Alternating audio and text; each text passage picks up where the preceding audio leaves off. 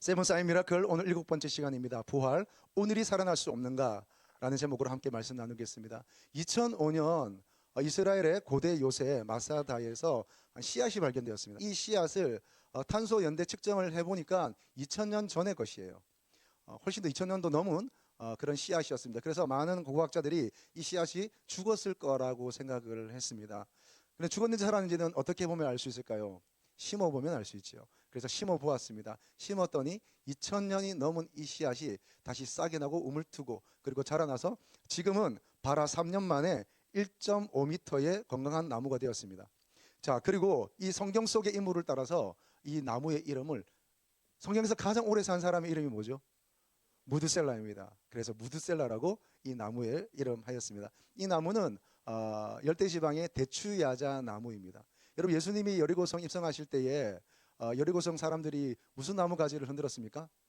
종려나무 가지죠. 종려나무. 그 종려나무가 대추야자 열매, 저나무입니다. 그 나무를 흔들었던 그 나무, 지금은 잘 살아났습니다. 자, 여러분, 우리가 성경을 읽었기 때문에 본문에 대한 이야기는 일단 차치하고요. 오늘 말씀을 통해서 나사로를 살리신 예수님에 대해서 함께 나누려고 합니다. 오늘 말씀은 나사로에 대한 이야기보다는 나사로를 살리신 예수님에 대한 말씀입니다. 여러분, 먼저 이 표적에 대한 이해함이 필요합니다. 성경에 나오는 기적들이 의미하는 것들이 있습니다. 여러분, 마태, 마가, 누가, 그리고 또 구약에도 많은 기적들이 기록되어 있습니다. 특별히 사복음서에서 나오는 기적들은 그저 그 기적을 나타내기 위해서 기적을 기록한 것이 아니라 그런 신기한 일이 있었다, 놀라운 일이 있었다라고 우리에게 알려주기 위해서, 뭔가 우리가 물질 세계를 넘어 영적 세계가 있다, 그것을 알려주기 위해서만 그 기적을 기록한 게 아니라 그 기적이 나타내는 바가 있습니다. 그 기적을 통해서 말하고자 하는 메시지가 있습니다. 그것은 바로 예수 그리스도이십니다. 여러분, 요한복음에는 요한이 예수님의 기적을 7가지만 기록했습니다. 그런데 예수님께서 행하시는 기록이 어디 7가지입니까? 이런 마태, 마가, 누가복음에도 더 많은 기록이 있고, 또 그렇게 기록된 것 외에도 수많은 기적을 예수님은 일으키셨습니다.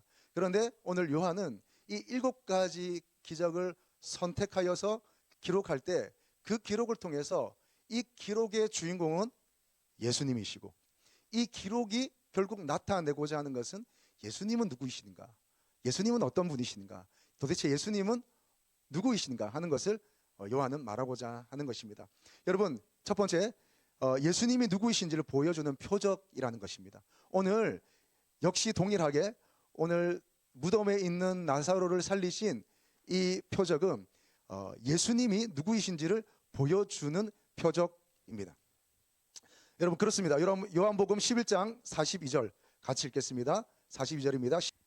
항상 내 말을 들으시는 줄을 내가 알았나이다.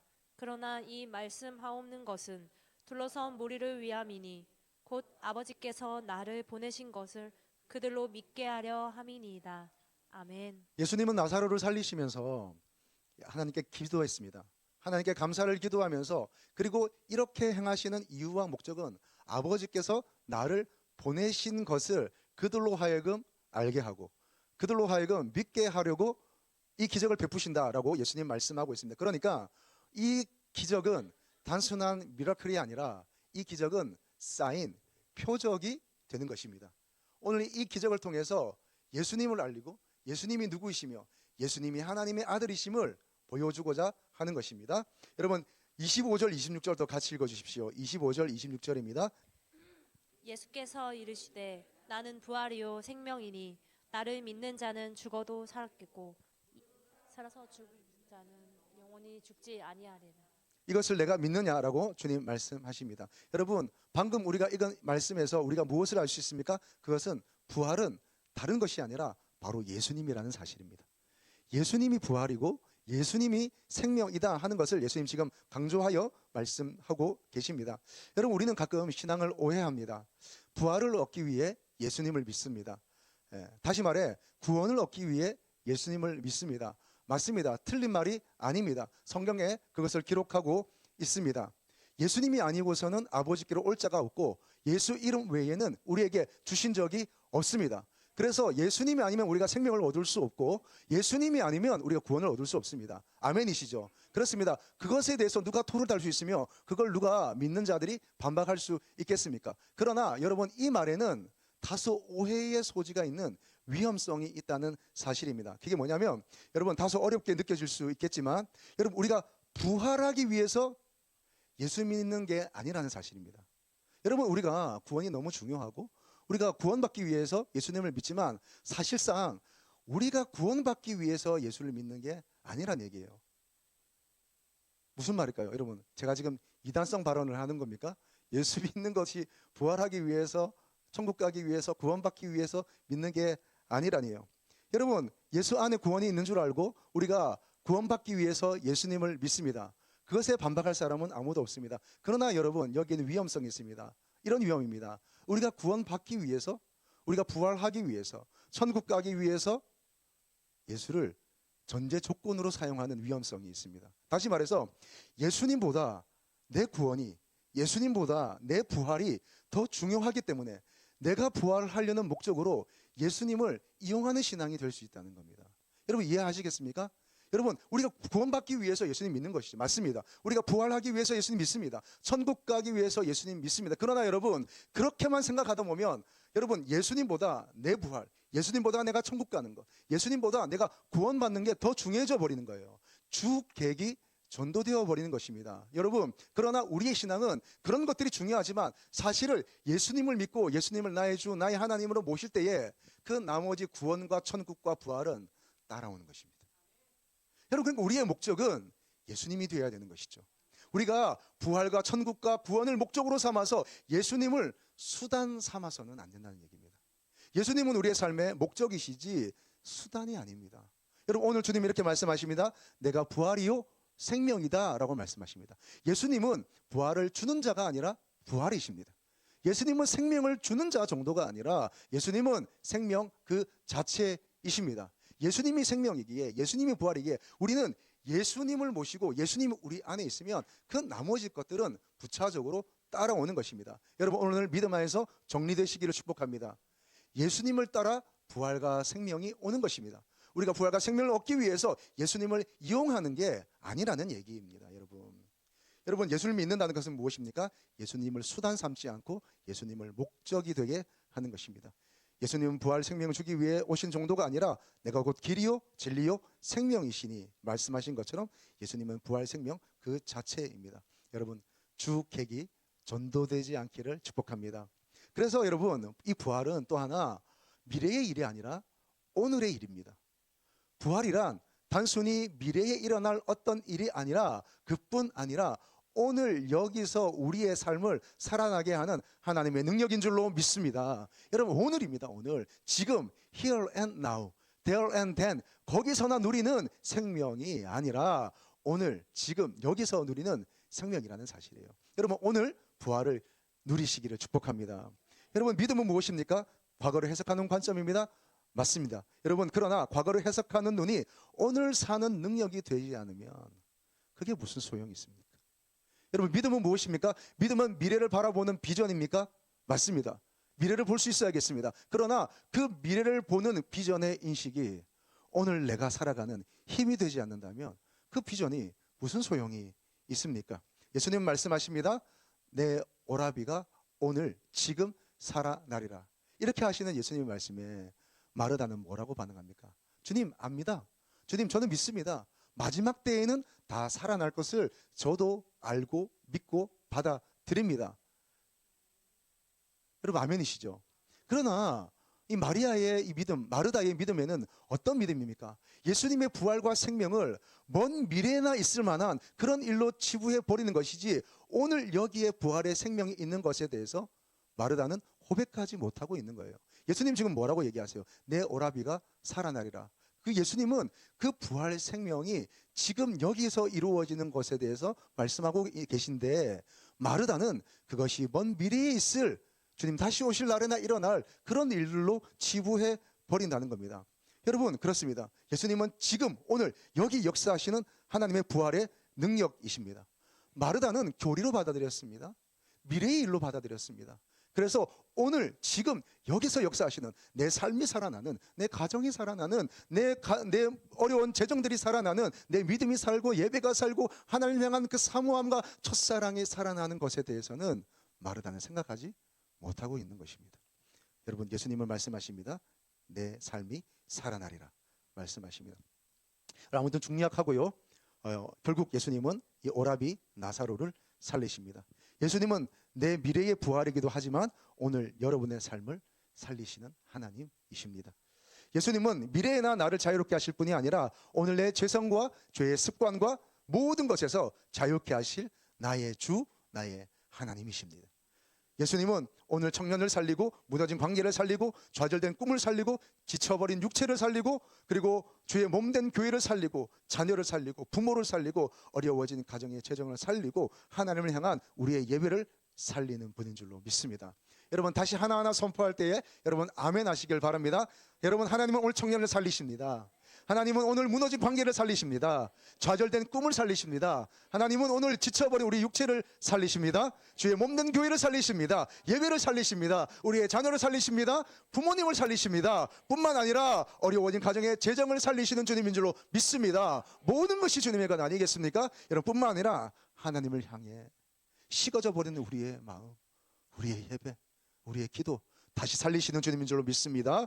여러분, 부활이란 영화, 특히 다큐멘터리 영화를 만든 윤학열 감독, 저도 몇 번 소개했는데 저도 소개만 해놓고 아직 보지를 못했습니다. 혹시 보신 분 계십니까? 저도 빨리 봐야 되는데 좀 때를 놓친 것 같아요.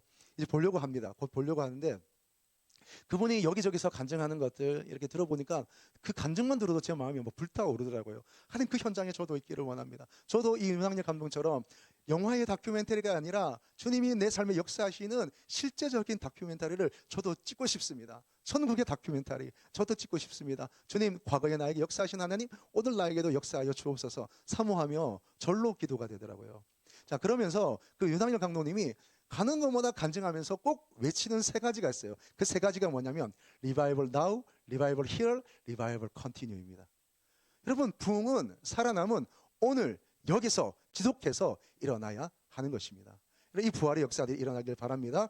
그럼 오늘 설교의 제목이 부활, 오늘을 살 수 없는가 하는 것입니다. 부활하신 예수님, 오늘을 살리시는 능력을 누리기 위해서 우리 어떻게 해야 될까요? 그 부활의 능력으로 오늘 살아나는 과정이 되기 위해서 우리 어떻게 해야 될까요? 오늘 말씀에서 크게 두 가지를 말씀하고 있습니다. 첫째는 2번입니다. 한 개의 돌을 옮겨 놓아야 합니다. 한 개의 돌을 옮겨 놓아야 합니다. 신뢰와 결단이 필요합니다. 한 개의 돌을 옮겨 놓으십시오. 여러분, 요한복음 11장 38절 39절 같이 읽겠습니다. 이에 예수께서 다시 속으로 비통히 여기시며 무덤에 가시니 무덤이 굴이라 돌로 막았거늘 예수께서 이르시되 돌을 옮겨 놓으라 하시니 그 죽은 자의 누이 마르다가 이르되 주여, 죽은 지가 나흘이 되었음에 벌써 냄새가 나나이다. 아멘. 주님은 말씀 한마디로 죽음을 깨우실 능력이 있었지만 기적을 행하시기 전에 사람들에게 명령하십니다. 돌을 옮겨 놓으라 말씀하십니다. 주님은 왜 굳이 이 돌을 옮겨 놓으라고 말씀하셨을까요? 주님이 능력으로 아니면 천사를 동원하여서 이 돌이 움직이게 하실 수 없었을까요? 아니, 할 수 있었습니다. 그러나 예수님은 오늘 사람들에게 말씀하십니다. 이 돌을 옮겨 놓으라고 말씀하십니다. 주님은 기적을 베푸실 때에, 우리의 삶에 역사하실 때에 우리의 삶에 맡고 있는 하나님의 기적이 들어가지 못하게 하며 기적을 경험한 우리가 그 밖으로 나오지 못하게 하는 돌들을 옮겨 놓고 일을 행하시기를 원하시기 때문입니다. 여러분, 기억하십시오. 오늘 주님은 우리의 삶을 맡고 있는, 하나님의 은혜를 맡고 있는, 하나님의 역사와 기적을 맡고 있는 그 돌들을 치우라고 말씀하십니다. 이 돌들은 무엇일까요? 먼저 이 돌은 우리 안에 있는 경험과 상식이라는 불신의 돌입니다. 경험과 상식이라는 불신의 돌입니다. 주님이 돌을 옮기라고 하실 때에 마르다는 즉시 대답합니다. 주여, 죽은 지가 나흘이나 되었습니다. 벌써 냄새가 납니다 라고 말합니다. 여러분, 마르다의 말은 틀린 말이 아닙니다. 그녀는 매우 이성적이고 상식적이고 합리적인 말을 하고 있습니다. 하지만 그녀의 그 정확한 경험과 철저한 상식이 역설적으로 생명의 주님을 무덤 밖에 가두어 놓는 창살이 되었습니다. 큰 돌덩어리가 되어버린 것입니다. 나흘이 되었다는 싱안에 대한 계산이 영원하신 주님을 가로막는 장애물이 된 것입니다. 하나님은 우리의 이해를 구하시는 분이 아니라 우리의 신뢰를 요구하는 분이십니다. 상식은 세상을 사는 지혜이지만 믿음과 순종은 상식 너머의 세계를 여는 열쇠와 같은 것입니다. 주님은 우리의 삶을 살리기 전에 먼저 우리의 생각 속에 있는 경험과 상식, 불신의 돌을 옮기라고 말씀하십니다. 여러분, 오늘 저와 여러분의 삶에 하나님의 역사와 하나님의 기적을 맡고 있는 그 상식적인 돌, 합리적인 돌 또는 불신의 돌은 무엇이 있습니까? 여러분, 옮겨 놓으시기를 바랍니다. 그런가 하면 이 돌은 또 죄와 수치심이라고 하는 방어 기제의 돌입니다. 죄, 수치심, 내 안에 썩어진 것들을 가리기 위한 방어 기제입니다. 무덤을 막는 돌은 나사로의 시신을 보호하는 역할도 했지만 동시에 부패한 냄새가 밖으로 나가지 못하게 하는 역할도 했습니다. 마르다가 돌을 옮기기를 주저했던 진짜 이유 중에 하나는 오라비의 부패하는 모습과 그 악취가 사람들에게 드러나는 것을 부끄러워하고 수치스러워했기 때문이 아닌지도 모르겠습니다. 그러나 주님은 그 냄새나는 현장을 피하지 않으시고 오히려 그 문을 열라고 말씀하십니다. 이 돌은 무엇입니까? 우리의 죄, 우리의 수치, 우리의 더러운 것들을 포장하고 있는 회칠한 담과 같은 그 돌들입니다. 주님은 거기를 회피하지 않으시고 주님은 그 돌을 치우라 말씀하십니다. 그럼 우리의 삶에도 남에게 보여주기 싫은 수치와 깊은 상처 같은 것들이 있지 않습니까? 우리는 그것을 방어 기제라는 돌로 단단하게 막아 놓습니다. 괜찮은 척, 아무렇지 않은 척, 경건한 척 이렇게 하는 것들이 다 그 돌들입니다. 영혼에 썩어져가는 냄새를 애써 외면하는 것입니다. 여러분, 그러나 기억하십시오. 돌 뒤에 숨은 상처는 치유되지 않습니다. 드러내야 합니다. 끄집어내야 합니다. 주님은 냄새나는 현장을 피하지 않으시고 오히려 그 문을 열어 가십니다. 부끄러움을 무릅쓰고 내 죄와 상처, 돌을 옮겨 놓을 때 주님은 그것을 노출할 때에 주님 비로소 부활의 생기가 그곳에 임하게 하십니다. 여러분, 무엇으로 가리고 계십니까? 내 아픔, 그런 것들을 여러분 내어놓으시기를 바랍니다. 여러분, 그 현장이 어디일까요? 그 장소가 어디일까요? 바로 셀입니다. 셀에서 여러분 경건한 것처럼 거룩한 것처럼 하지 마시고 여러분의 치부, 여러분의 어려움, 여러분의 상처, 여러분의 죄성 여러분 드러내놓고 도려내놓고 함께 기도할 수 있기를 바랍니다. 치유의 현장이 바로 셀입니다. 회복의 현장이 바로 셀이자 교회입니다. 야고보서 5장 16절 말씀 같이 읽겠습니다. 그러므로 너희 죄를 서로 고백하며 병이 낫기를 위하여 서로 기도하라. 의인의 간구는 역사하는 힘이 큼이니라. 아멘. 여러분, 돌무덤 뒤에 숨어서는 우리의 상처, 우리의 죄성 절대 치유받을 수 없습니다. 주님께 내어놓으시고 교회에 내어놓으시고 셀에 내어놓으시고 그렇게 내어놓음으로 치료받을 수 있기를 바랍니다. 여러분, 의사에게 나아가서 사실은 내 배가 굉장히 아픈데 그냥 발가락 살짝 다친 것처럼 말해서는 어떻게 치료를 받을 수가 있겠습니까? 여러분, 내 속은, 내 내장은, 영혼의 내장은 썩어가는데 여러분, 밖에 지혈제 좀 바른다고 될 일이겠습니까? 여러분, 온전히 드러내고 온전히 고백하고 완전히 치유와 회복을 누리기를 바랍니다. 여러분, 방어 기제의 돌이 사라지기를 축복합니다. 또 하나, 이 돌은 수고하지 않으려는 게으름의 돌입니다. 수고하지 않으려는 게으름의 돌입니다. 무덤에 돌을 옮기는 일은 땀이 나고 손이 더러워지는 고된 노동입니다. 예수님은 충분히 천사들을 시켜서 또 초자연적인 힘으로 이 돌을 옮기게 할 수도 있었겠지만 그러나 굳이 예수님은 누군가의 수고를 통해 이 돌이 옮겨지게 하십니다. 하나님이 전능하시니 다 알아서 해주시겠지라는 그것은 믿음이 아니라 사실은 게으름입니다. 영적인 게으름, 육체의 게으름입니다. 주님은 우리를 손을 통해 돌을 옮기게 하심으로 우리가 기적의 관망자가 아니라 기적의 동력자가 되게 하십니다. 주님은 우리를 부르십니다. 기적의 관망자가 아니라 기적의 동력자로 우리를 부르십니다. 여러분, 우리 그렇지 않습니까? 내 삶의 변화가 일어나기를 바라면서도 정작 내가 감당해야 될 그 수고 하지 않는 격려의 한마디를 건네는 일, 기도의 자리를 지키는 일, 무너진 예배의 재단을 수축하는 일, 말씀에 반응하는 일, 매일매일 말씀을 읽고 묵상하는 일들은 혹시 회피하고 있지는 않습니까? 돌을 옮기라는 명령은 기적의 마중물을 부으라는 주님의 초청입니다. 기적을 일으킬 텐데 그 기적의 마중물을 부으라는 겁니다. 기적의 셈은 주님께 있습니다. 그러나 우리의 순종, 우리의 헌신, 그것이 돌을 옮겨 놓는 것이 주님의 기적이 저 깊은 샘으로부터 솟아오르게 하는 마중물이 되는 것입니다. 거창한 능력이 없어도 괜찮습니다. 여러분, 그 무거운 돌을 향해 어깨를 들이미는 그 하나의 행동만으로도 우리는 하나님의 행하심을 맛볼 수 있습니다. 여러분, 그 작은 성실함, 여러분 그 거룩한 수고를 주님은 기다리고 계세요. 내가 기적을 베풀 텐데 너희 수고가, 너희 헌신이, 너희 애씀이 마중물이 되기를 바란다, 주님 말씀하십니다. 여러분, 우리가 기적을 일으킬 수는 없습니다. 하지만 우리가 기적을 일으킬 수는 없어도 돌은 옮겨 놓을 수 있지 않습니까? 여러분, 돌을 옮겨 놓으시길 바랍니다. 기적은 주님이 베푸세요. 기적을 베푸는 일은 주님이 하실 몫이고 우리의 몫은 돌을 옮겨 놓는 것입니다. 자, 또 하나, 우리가 하나님의 기적과 하나님의 은혜와 부활과 생명을 오늘 여기서 누리기 위해서 우리가 해야 할 일이 있습니다. 그것은 묶인 것이 풀어놓아 다니게 하는 것입니다. 묶인 것이 풀어놓아 다니게 하는 것입니다. 회복이 완전히 자유까지 이루도록 하는 것입니다. 43절과 44절 말씀 같이 읽겠습니다. 이 말씀을 하시고 큰 소리로 나사로야 나오라 부르시니 죽은 자가 수족을 배로 동인 채로 나오는데 그 얼굴은 수건에 쌓였더라. 예수께서 이르시되 풀어놓아 다니게 하라 하시니라. 아멘. 여러분, 우리의 부활신앙은 생존을 넘어 자유로 나아가야 합니다. 생존을 뛰어넘어 자유까지 이르러야 합니다. 나사로는 분명히 살아 있었습니다. 심장이 뛰고 있었습니다. 하지만 수위에 묶인 한 그는 자유로운 움직임도 없었고 음식을 먹을 수도 없고 사랑하는 이들을 안아줄 수도 없었습니다. 여러분, 이것은 살아있으나 살아있는 것이 아니라 갇힌 상태입니다.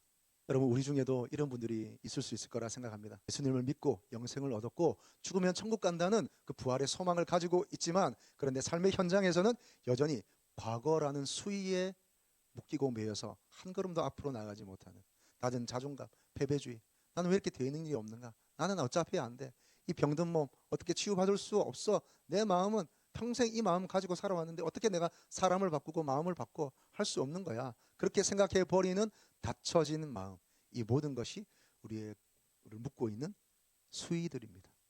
세마포로 감사, 그 세마포가 깨끗하고 하얘 보이지만 그것은 수위는 수위일 뿐입니다. 이런 그 죄의 습관들, 죄에 절망하는 것들, 여러분 풀어내고 자유롭게 걷고 뛰고 생명의 기쁨을 누리시기를 축복합니다. 죽은 자의 습관을 우리가 버려야 하겠습니다. 여러분, 또 이 풀어놓아 다닌다는 것은 제가 묵상할 때 저는 이렇게 생각이 되었습니다. 함께 풀어주는 공동체의 사명이라고 저는 생각했습니다. 풀어놓아 다니겠습니다. 근데 이 나사로에게 스스로 네가 풀고 나와라고 말씀하지 않으셨습니다. 예수님은 직접 수위를 벗겨주지도 않으셨습니다. 주위에 옆에 있는 사람에게 너희가 풀어주라라고 말씀하십니다. 풀어주어서 다니게 하라고 말씀하십니다. 여러분, 여기에 교회의 존재 이유가 있습니다.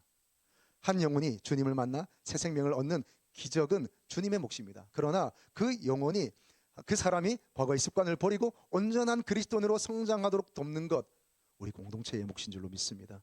여러분, 셀 안에 말씀을 나누고 그 말씀으로 서로 축복하고 중보하며 영혼을 살리는 일, 이것이 바로 풀어놓아 다니게 하는 일입니다. 셀 안에서, 공동체 안에서 영혼을 위하여서 서로 수고하고 애쓰고 그 영혼에게 묶여져 있는 그 몸에 감긴 절망의 옷, 편견의 옷, 어둠의 옷을 함께 벗겨주는 겁니다. 여러분, 서로에게 옷을 벗겨주십시오. 또 하나 있습니다. 여러분, 말해주십시오. 당신은 자유인입니다. 당신은 자유인입니다. 당신은 하나님의 자녀입니다. 여러분, 그렇게 선포해주고 당당히 걸어갈 수 있도록 우리 공동체가 바탕이 되어주는 것, 힘이 되어주는 것, 여러분, 그것이 믿음의 공동체 아니겠습니까? 연약한 손을 붙들어주고 그 무릎을 세워주는 것, 여러분, 이것이 교회의 사명인 줄로 믿습니다. 풀어놓아 다니게 하라. 여러분, 저와 오늘 여러분에게 주시는 주님의 명령이자 사명인 줄로 믿습니다. 자, 그러나 하나 또 있습니다. 과거의 삶과 작별해야 합니다. 여러분, 과거의 삶과 작별하는 것이 이 세마포 벗는 것입니다. 헤어질 결심을 하십시오. 그리고 그 결심을 이행하십시오. 여러분, 수위는 누구를 위한 것일까요?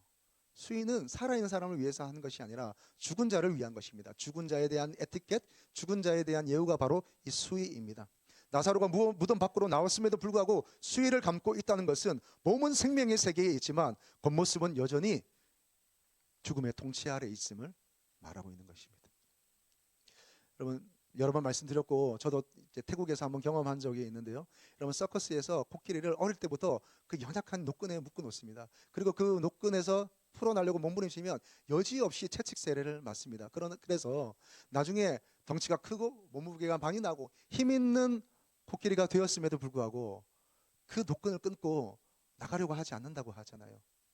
이미 세뇌되어 있습니다. 나는 여기를 벗어날 수 없고 벗어나려고 할 때는 나는 고통을 받게 된다는 그 인식, 그 죽음의 인식, 마치 나사로의 수위와 같은, 세마포와 같은, 마치 나를 미래로 만들어버리는 이 생각, 이 인식, 이 가치관들, 이것이 바로 우리를 묶고 있는 어둠의 수위입니다.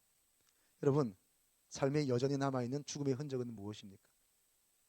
죄책감, 정죄감, 우울함, 어둡고 부정적인 생각들, 이런 것들을 다 벗어버릴 수 있기를 바랍니다. 그리고 나를 붙들고 있는 한 걸음도 앞으로 나가지 못하게 하고 성장하지 못하게 하는 그 많은 생각들, 여러분, 그 많은 감정들 풀어버리시기를 바랍니다. 여러분, 감정은 정직하지 않습니다. 여러분, 우리의 생각이 옳은 것 같습니까? 우리의 생각은 결코 옳지 않습니다. 여러분, 우리의 의지는 항상 나로 하여금 바른 곳으로 인도하는 것 같습니까? 절대 그렇지 않습니다. 왜요? 우리는 다 죄인이기 때문입니다.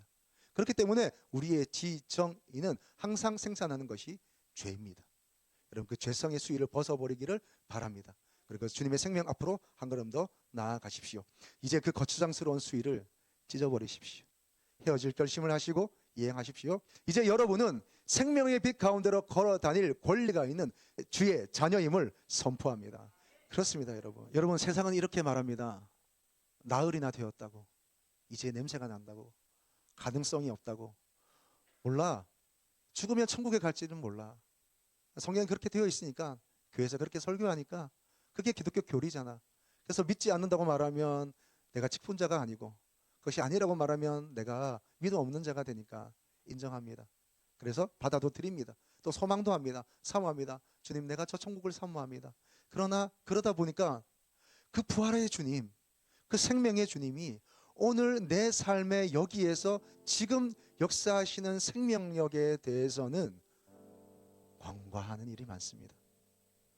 오늘 내 생명이 살아나야 되고, 내 가정이 살아나야 되고, 오늘 내 삶의 영역들이 살아내고, 무너진 내 마음이 살아나야 하고, 내 어려움의 형편들이 살아나야 하고, 무엇보다 주를 향한 사랑, 하나님을 향한 예배, 어느새 줄어들어버린 내 기도의 시간들, 이런 것들이 살아나야 하는 것입니다. 여러분, 죽음은 주님의 부르심 앞에 잠시 멈춘 상태일 뿐입니다. 여러분, 죽음이라는 것은 사실 우리에게는 대단한 사건처럼 보이지만 주님께는 그저 문 열고 나가는 정도입니다. 주님은 미래에도 역사하시지만 오늘 지금 여기 우리에게, 우리의 삶의 현재에 역사하시는 주님인 줄로 믿습니다. 여러분, 그래서 오늘 이 부활 생명의 소망이 여러분 오늘 현재적으로 나타나기를 축복합니다. 여러분, 이 부활의 현재성, 생명의 현재성, 여러분 이거 붙들고 오늘 내 삶에 역사하시는 주님을 향해서 여러분 막고 있는 돌들을 제거하시고, 그리고 나를 묶고 있는 것들을 풀어놓아 다니게 하시기를 바랍니다.